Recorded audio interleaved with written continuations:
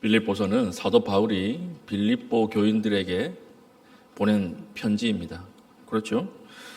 빌립보 교인들을 생각할 때 사도 바울은 항상 기쁘고 감사하다 이렇게 편지의 서두를 시작하고 있습니다. 그 이유가 무엇입니까? 5절 너희가 첫날부터 이제까지 복음을 위한 일에 참여하고 있기 때문이라.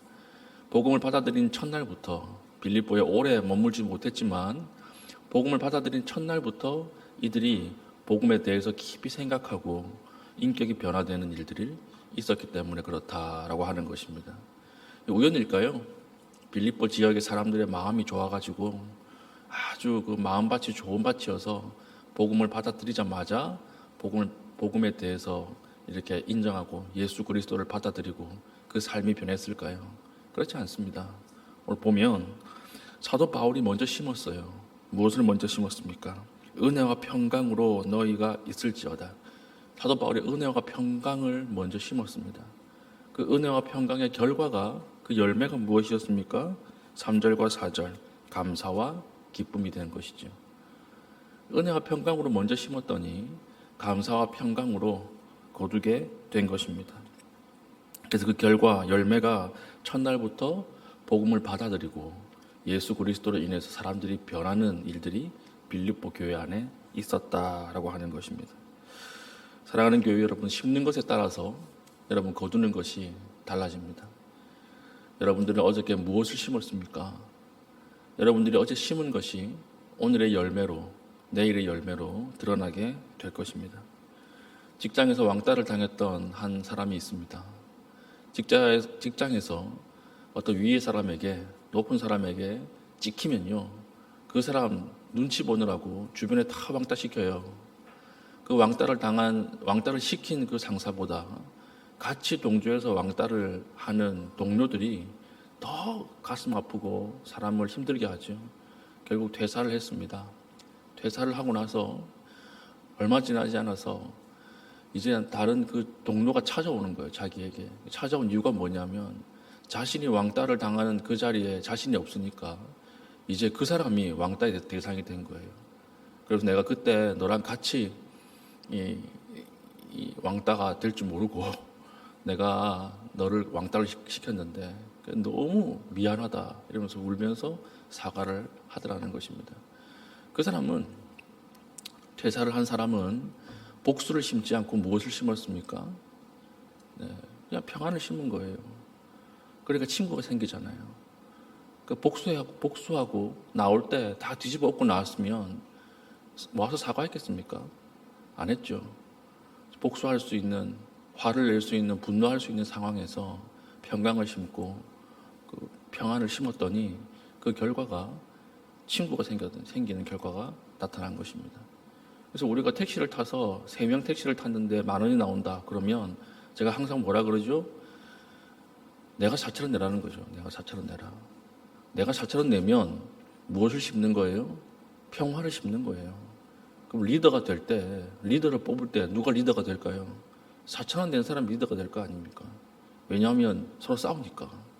세상 사람들은 정확하게 나누는 것이 정의다 그래가지고 그럼 10,000원을 가지고 세 사람이 어떻게 나눌 것입니까? 3,333원 이렇게 나눌 수 없었잖아요.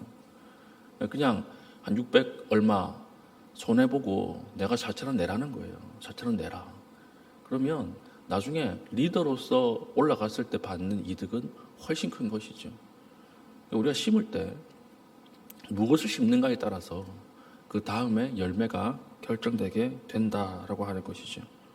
사랑하는 교회 여러분들은 무엇을 심습니까? 나는 화평을 심고 예수 그리스도의 영원할 것을 심습니까? 아니면 썩어 없어질 것들을 심고 있습니까? 사도 바울과 같이 이제 연말이고 마지막 한 해를 정리할 때 여러분 좋은 것들을 심으십시오. 평화를 심고 위로를 심고 아름다운 것들을 심어서 여러분들의 내일의 열매가 하나님 앞에서 귀한 것으로 맺어지기를 예수님의 이름으로 축복합니다. 7절부터는 이제 바울과 빌립보 교회의 관계에 대해서 사도 바울이 편지에서 쓰고 있죠. 우리 예전에 파리의 연인이라고 하는 드라마가 있었습니다. 남자 주인공인가? 제가 안 봐가지고 잘 모르겠는데 그 주인공이 뭐 내 안에 너 있다 뭐 그랬잖아요. 그래가지고 여성들이 뭐 난리가 나고 막 그랬던 적이 있는 것 같은데, 내 안에 너 있다, 이거 누가 한 말일까요? 그 사도 바울이 제일 처음 한 말이에요. 예, 여기 7절 보십시오. 내가 너희 무리를 위하여 이와 같이 생각하는 것이 마땅하니 이는 너희가 내 마음에 있으며, 그렇잖아요. 너희가 내 마음에 있으며, 내 안에 너 있다, 이거 아니에요? 예, 사도 바울이 빌립보 교회 교인들과 아주 친밀한 사이였습니다. 깊은 관계가 있었다라고 하는 것입니다. 마음을 나누는 관계였죠. 어떻게 마음을 나누는 관계가 되었을까요? 쉬워요. 빌립보 교회 교인들은 사도 바울과 고난을 함께 했던 교인들이기 때문에 그렇습니다. 여러분, 친구가 필요합니까? 친구를 만들고 싶습니까? 여러분들, 고난 당하는 자와 함께 하십시오. 고난에 동참하면 친구가 됩니다. 마음을 나누는 것도 간단해요. 아주 간단한 것입니다. 고난 당할 때 외면하지 않는 것입니다. 고난 당할 때 함께 있는 것입니다. 그러면 마음을 나누는 것입니다. 이 땅의 관계는 다 이익 관계예요. 알짤없어요. 이익이 딱 끝나는 순간 다 사라집니다. 사업하시는 분이 10년 넘게, 15년 넘게 자기는 가족처럼 생각했는데 월급 하루 딱 한 달 밀리니까 다 떠나더라는 거예요. 그럴 수밖에 없죠. 세상은 그런 관계니까. 그 사람도 당장 먹고 살아야 되지 않겠습니까? 근데 이제 이해하면서도 사장님 입장에서는 서운한 거죠. 그럴 수 있잖아요. 그러니까 이 땅의 관계는 전부 이익으로 맺어지는 관계예요. 이 관계가 끝나는 순간 다 사라지고 없어지는 관계예요. 그런데 오늘 빌립보 교회 교인들은 그렇지 않았다라고 하는 것입니다. 그래서 고난에 함께 있으면 그게 진짜예요. 고통당하는 때 옆에 같이 있다 그러면 그 진짜 관계고, 그때 마음이 있다라고 하는 것입니다. 잘 나갈 때는 다가가기 힘들잖아요. 잘 나갈 때는 사람들이 많으니까. 그러나 고난 당할 때는 주변에 사람이 없어요. 내가 가면 돼요. 내가 가서 함께 있어주고 자리를 지켜주고 거기서 그냥 머물면 친구가 되고 마음을 전달하고 마음이 교통할 수 있다라고 하는 것입니다. 오늘 연말에 우리가 함께 있어줘야 할 사람은 누구입니까? 연말에 어려운 일을 당한 사람은 누구입니까? 내가 내려가서 거기에 함께 있어 주십시오. 그러면 관계가 깊어집니다. 속에 있는 이야기를 하게 됩니다.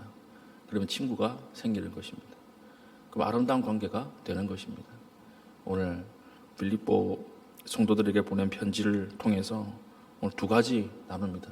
첫 번째는 우리가 오늘 심는 것이 좋은 것을 심어야 할 것이다 라고 하는 것이고, 두 번째는 어려운 일을 당한 사람 가운데 내가 함께 있어 주는 것이, 그것이 중요한 것이다.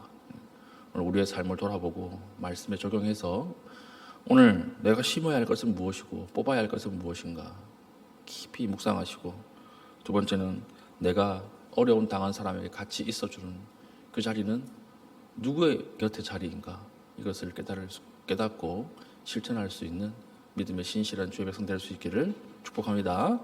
아멘. 이제 기도하겠습니다. 기도할 때 하나님, 오늘 하루 하나님의 것, 영원한 것들을 심게 하여 주시고 어려운 일을 당한 사람 가운데 내려가 함께 있을 수 있는 영성을 허락하여 주시옵소서. 기도하신 이후에 개인적인 기도의 제목을 가지고 기도하시고 자유롭게 돌아가시겠습니다.